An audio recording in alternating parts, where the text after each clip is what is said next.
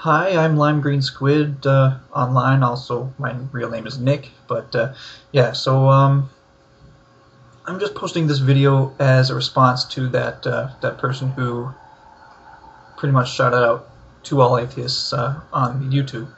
And so I just wanted to answer some of the points mentioned on his that he mentioned on the video. I tried this once before, but my Flash software sort of decided to screw up and reset itself. Anyway, so I'll just get right to the questions. The first question was, how did you become an atheist? And, well, really, I was born an atheist, like every person is. Again, in my own beliefs, that is, we are all born atheists because there is no God. There is no reason to believe in a God. There is no evidence to support a belief in a God. And I understand that my belief in there not being a God is a belief, because I do not claim and will never claim to know everything about the universe just because a little book written about 3,000 years ago tells me that I should know everything about the universe because it knows everything about the universe, which obviously it does not. And but anyway, yeah, that's also the fundamental of scientific thinking, is that you will believe something is a fact until it is disproven. And science is an active form of trying to disprove facts and theories, just to make sure that they are rigid and they're true. But anyway, get back to how did I become an atheist. Like I said, I was born an atheist, but there was one time when I was talking to my mom about angels. I don't know how it came up, but she just told me that, well, angels are as make-believe as fairies and elves and all that stuff. I still believed in Santa Claus, but just not angels. And since then, it sort of clicked. I was like, okay, well, that sounds reasonable to me. And one time, I was like 6 years old, I told this to my babysitter. I said, there are no such things as angels. Someone said something about angels, and I said, no, there's no such things as angels. My babysitter was like horrified. She was like, how can you not believe in angels? What, the angels do exist. They have to exist. I'm like, but I've never seen one. Can you show me an angel? Has there been one like on TV or in a picture on a book or something? And like, however, I don't know. That's the kind of thinking that was in my head. I don't know how I said it when I was 6 years old. But you know, even to a child, that kind of logic is just straightforward. If you can't see it, if it cannot be proven in any sort of way, like atoms can be, and God cannot be, then how can you believe it? And yeah, so that's pretty much where it started. And the second question was, what life experiences caused you to not believe in God? Well, that obviously. And there was this one incident when I was 8 years old or so at school. This kid just out of nowhere asked me if I believe in God, because kids who are grown up in religious families tend to be taught that their religion is everything, that it is the truth, it is the only way, and that any other religion is wrong, any other way of thinking is wrong, and that people who do not believe in their God will go to hell, which kids will automatically make the association, because bad people go to hell, people who do not believe in God go to hell. So, people who do not believe in God are bad people. And it just creates that unnecessary, irrational hatred in children at such a young age. It's just ridiculous. It's a form of mental abuse that parents are teaching their children to hate at such a young age. But anyway, this instant, back to the question, this 8-year-old kid asked me when I was 8 years old, do I believe in God? I just said no. But the reaction I got from him was like completely angry. He was horrified. He was like viciously angry. It's like, how can you not believe in God? God exists. God created the world. Blah blah blah. He brought someone back to life after death, after they died, written about in the Bible. I was like, well, were you there? Did you see that? Because you know, any child knows, who knows about death anyway. Once someone's dead, they're dead. They're not coming back. Any intelligent person, even a child, should know to question that.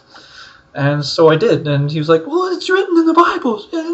Like, he was so viciously angry, like he was almost spitting through his teeth at how angry and vicious and just that completely turned me away from any religion whatsoever. Because that's the response you get from every religious person to a certain degree. Obviously, people hide their anger or hide their resentment because they try to be nice and they try to put out that nice face when inside they're really homophobic and sexist and all that type of thing. Those type of laws that are the morality that is given by the Bible. Because they know inside themselves are saying, well, this person's going to go to hell if they don't change their ways. But I have seen really nice religious people as well, like people that do recognize that religion is flawed and is not the word of God. It is usually the word of humans trying to impersonate God so that they can justify the abuse that they submit other people to in the name of their God. But yeah, I think I went off on that one for a little bit. My atheist testimony, he asked, what is our atheist testimony? I suppose, again, there's no real atheist creed because we're not a religion. We're not a religious system. We are basically, we work on the facts. The only thing that I think atheists agree on is that we don't believe that there are any gods. We don't find any reason to believe in any gods. And that science seems to be the only way that that has any sort of credibility. Because a person can go blue in the face saying that there is a God, there is a God, there is a God. But can they prove it? I don't need any faith to tell me that the sky is blue.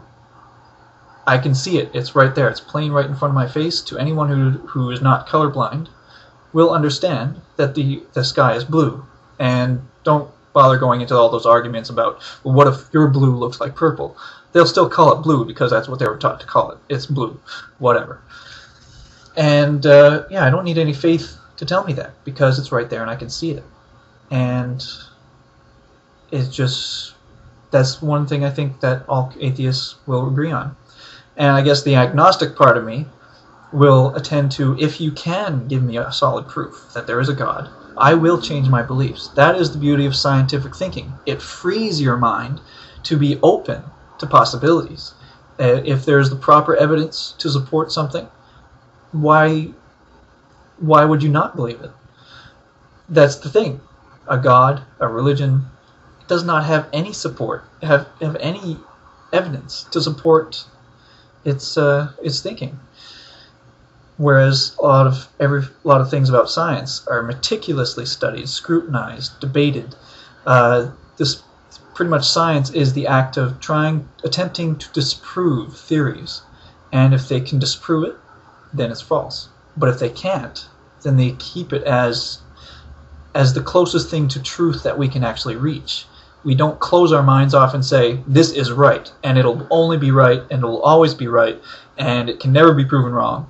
Because we don't know. We're not stupid enough to be arrogant in that way. We know that nothing can be proven 100%. And like I said, it's stupidity, arrogance, and a fear of, I guess, having your whole life shattered, thinking that, oh no, God has not been watching me from the sky. And really, how can that shatter your life when it just frees your mind completely? And it just, it doesn't make sense to me. But another point too, saying that Christians and atheists are relatively the same because they both have dogma and they both follow beliefs, blah blah blah. But the thing is, atheists don't follow dogma. Atheists are very skeptical. If we are told something, we question it. The more that we're told not to question something is the more that we will question it, because that's just the only way to intelligent thinking. Anyone who does not think that way is clearly just acting on ignorance, chosen ignorance. It's like they are choosing to be ignorant because they don't want to realize that there could be other truths out there and that their truth could be wrong. That's the thing with atheists. We know our truth could be wrong, and we will be willing to accept that there is a God if you can prove that there is one. And so far, no one has ever delivered. It's just kind of very unsupported. Well, this video has lasted longer than I thought. YouTube won't let me upload it in another 10 seconds, so I'll stop this now and maybe continue at another time.